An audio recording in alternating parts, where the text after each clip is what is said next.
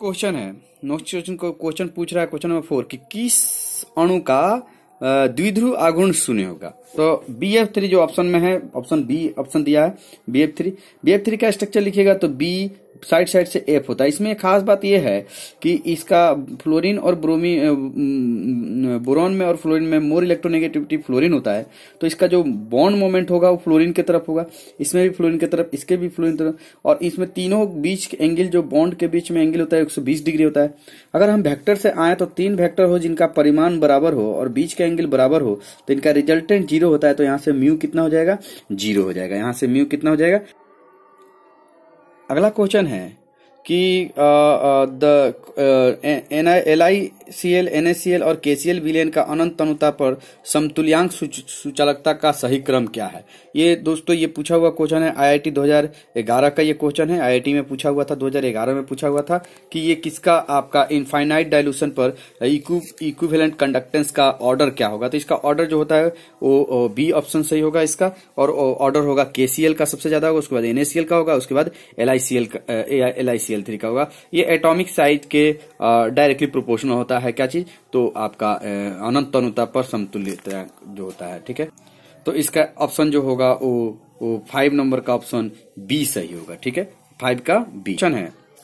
कह रहा है कि R एल्कोहल है जिसको आपको CH2N2 इसका जो आपका लिविंग ग्रुप पूछ रहा है, जो समूह बाहर निकलता है उसके बारे में पूछ रहा है। तो आप जानते होंगे, पढ़े होंगे, हेलाइड ग्रुप सबसे अच्छा लिविंग ग्रुप होता है। CH3 यहाँ से निकलेगा नहीं, CH3 कभी लिविंग ग्रुप होता नहीं, CH2 भी नहीं निकलेगा यहाँ से, R एल्काइल ग्रुप होता है ये भी नहीं निकलेगा। तो बचा कौन, N2, तो यहाँ से कौन लिविंग ग्रुप हो जाएगा, N2 हो जाएगा। आप जानते होंगे लिविंग ग्रुप जो होता है ना, वो आप जैसे OH हो गया, ठीक है ना, और उस तरीका से तो ये यहाँ पे आपका लिविंग ग्रुप फ्लोरीन हो गया, क्लोरीन हो गया, ब्रोमीन हो गया, यानी हेलोजन जो होते हैं वो सारे के सारे लिविंग ग्रुप होते हैं, या H2O प्लस जो होता है वो भी लिविंग ग्रुप होता है।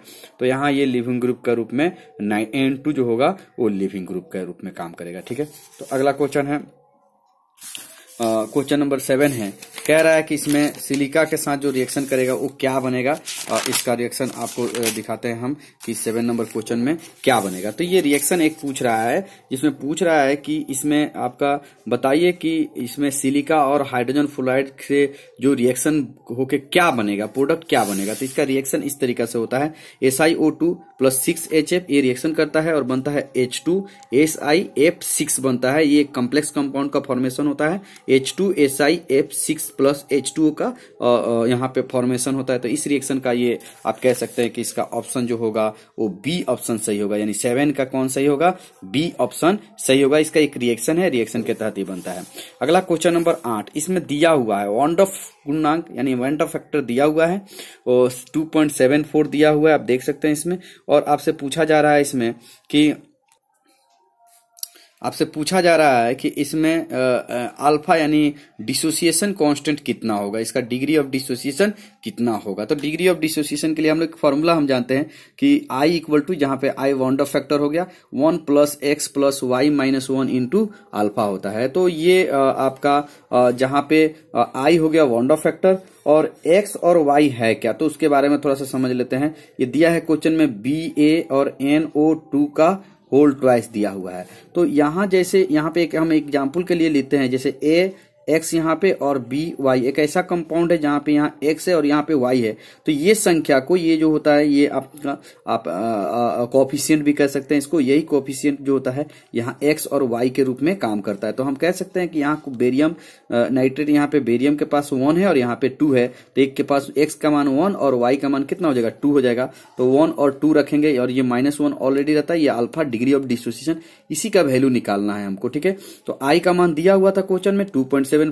1 + 1 ये सब सॉल्व करेंगे तो यहाँ से अल्फा का मान कितना आएगा, 0.87 आएगा। जब इसको परसेंटेज में निकालेंगे तो यहाँ 100 से मल्टीप्लाई करना पड़ता है। आप जानते होंगे परसेंटेज के लिए कितना से मल्टीप्लाई करेंगे, 100 से मल्टीप्लाई करेंगे तो ये अल्फा यानी डिग्री ऑफ डिसोसिएशन का मान कितना हो जाएगा, 87% हो जाएगा। तो ये 8 नंबर का ऑप्शन जो होगा वो 87% होगा, जिसका हमने सोल्यूशन कर दिया है। आप वीडियो को रोककर आप आसानी से देख सकते हैं। ठीक है, अगला आता है क्वेश्चन नंबर क्वेश्चन नंबर 9 आता है। तो क्वेश्चन नंबर 9 आप जानते होंगे पी ब्लॉक का ये क्वेश्चन है कि सबसे प्रबल सबसे स्थिर जो होता है वो ऑक्सीडेशन स्टेट किसका होता है, वो पीबी का होता है, +2 ऑक्सीकरण अवस्था, ठीक है ना। अगला है 10 नंबर क्वेश्चन की किस यौगिक की आकृति जो होगा टेट्राहेड्रल होगा। तो इसके लिए ट्रिक है, इसके लिए बनाना पड़ता है टेट्राहेड्रल। जैसे NiCl4 जो ऑप्शन ए में दिया है उसी का हमने बनाया, निकेल Cl4। तो यहाँ पे जब इसका आप सर्च करेंगे X निकालेंगे, हमने निकेल का चार्ज निकाला, सबसे पहले चार्ज निकालना होता है। कैसे निकालते हैं, तो निकेल के ऊपर X मान लिया जाता है, प्लस क्लोरीन के ऊपर जानते होंगे -1 होता है, इनटू कितना क्लोरीन है तो 4 है तो 4 से मल्टीप्लाई करेंगे, इक्वल टू जो साइन रहता है, जैसे -2 ऊपर दिया है तो हमने इक्वल के बाद -2 लिखा। यहां से X का मान कितना आ जाएगा, +2 आ जाएगा, यानी निकेल के ऊपर कितना चार्ज आ गया, +2 आ गया। तो हमने निकेल +2 का कन्फिग्रेशन लिखा। आप लोग जानते होंगे कन्फिग्रेशन लिखना जानते होंगे, 18 के बाद जो 19 से लेकर 36 होता है उसका कन्फिग्रेशन ऐसे लिखा जाता है, आर्गन 4s3d। अब हमको +2 लिखना है तो यहाँ पे 0 लिख देंगे और डी के ऊपर 8 लिखेंगे। एक्चुअल में निकेल का कन्फिग्रेशन होता कितना है, तो निकेल का हम यहाँ आपको लिख कर दिखाते हैं। इसका एटॉमिक नंबर होता है 28। हम लोग कैसे लिखते हैं, तो यहाँ आर्गन लिखते हैं, फिर 4s लिखते हैं, फिर 3d लिखते हैं, ठीक है।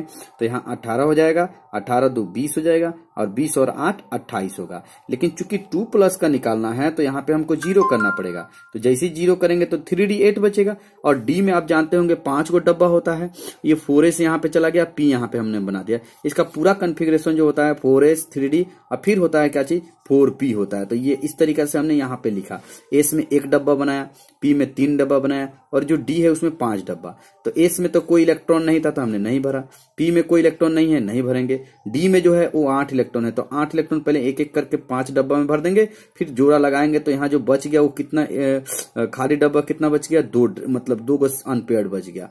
अब आते हैं टोटल, इसको लीजेंट कहते हैं, इसको क्या कहते हैं, लीजेंट। इसको भरिए, तो भरेंगे तो कैसे भरेंगे, खाली जगह में भरेंगे। तो एस में खाली था तो एस में 1 लीजेंट भरेंगे, पी में 3 लीजेंट भरेंगे, तो टोटल 4 हो गया।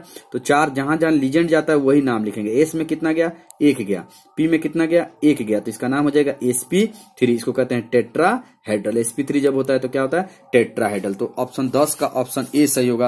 यानी 10 नंबर क्वेश्चन में पूछ रहा था कि किसका चतुष्फलकीय होगा, यानी कौन टेट्राहेड्रल होगा, वो कौन हो जाएगा, NiCl4 होगा। ये कंपटीशन में भी पूछा जाता है, ये क्वेश्चन बार बार पूछा जाता है NiCl4 के बारे में, ठीक है। अगला आता है केनिजारो रिएक्शन कौन नहीं देगा, कौन केनिजारो रिएक्शन नहीं देगा। तो इसके लिए ट्रिक है, केनिजारो रिएक्शन होने के लिए आपको एक एल्डोल कंडेंसेशन रिएक्शन होता है, एक केनिजारो रिएक्शन होता है। जैसे कोई भी एल्डिहाइड या कीटोन की अगर बात करें, ये फंक्शनल ग्रुप होता है, इसको कार्बोनिलिक कार्बन कहते हैं।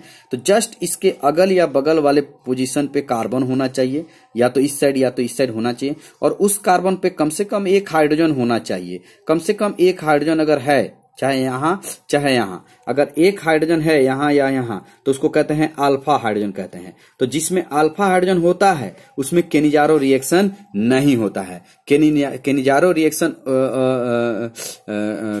रिएक्शन उसमें नहीं होगा जिसमें अल्फा हाइड्रोजन होगा। यानी अल्फा हाइड्रोजन केनिजारो रिएक्शन होने के लिए इस कार्बन पे या इस कार्बन पर अल्फा हाइड्रोजन नहीं होना चाहिए, यानी यहाँ हाइड्रोजन नहीं होना चाहिए और यहाँ हाइड्रोजन नहीं होना चाहिए। अगर यहाँ हाइड्रोजन है या यहाँ हाइड्रोजन है तो केनिजारो रिएक्शन नहीं देगा। तो ये पूछा है क्वेश्चन में कि कौन केनिजारो रिएक्शन नहीं देगा। तो ऑप्शन जो बी नंबर में दिया है एसिटल्डिहाइड उसका नाम है, इसी को कहते हैं एसिटल्डिहाइड, जिसमें इस कार्बन पर 3 हाइड्रोजन है, जो इसलिए ये केनिजारो रिएक्शन नहीं देगा। तो क्वेश्चन नंबर 11 का ऑप्शन कौन सा सही होगा, बी सही होगा। इसका ये एक्सप्लेनेशन हो गया आपका, ठीक है ना। अगला आता है क्वेश्चन नंबर 12, कह रहा है कि कौन शून्य कोटि प्रतिक्रिया को दिखलाता है। अब इसमें शून्य कोटि यानी 0 ऑर्डर रिएक्शन के लिए हम लोग यहाँ देख रहे हैं कि 4 ग्राफ दिया, इसमें से कौन सा ग्राफ सही होगा, ठीक है ना। तो कौन सा ग्राफ सही होगा, ये ग्राफ आप लोग जानते होंगे, बेसिक कंसेप्ट है ग्राफ का। ग्राफ के लिए इक्वेशन पता होना चाहिए। तो आप जानते होंगे 0 ऑर्डर रिएक्शन का जो इंटीग्रेटेड इक्वेशन जब निकाला जाता है तो उसका जो इक्वेशन आता है वो इक्वेशन ऐसे आता है, AT इक्वल टू आता है A0 माइनस KT आता है। ये हो गया आपका integrated equation for 0 order reaction. अगर हम इस सब कंसंट्रेशन है किस समय पे, T समय पे, ये इनिशियल कंसंट्रेशन, ये रेट कांस्टेंट और ये टाइम हो गया। तो अगर हम एक इक्वेशन बनाएं कि y बराबर, अगर ऐसे बनाते हैं y बराबर C माइनस mx बनाते हैं, तो आप जानते होंगे ये x एक्सिस और y एक्सिस की तरफ खींचा गया ग्राफ हो गया। मान लीजिए यहाँ पे y एक्सिस की तरफ हमने y ऐसे लिखा और x एक्सिस की तरफ x ऐसे लिखा, तो एक ग्राफ होता है, ये स्ट्रेट लाइन का ग्राफ होता है।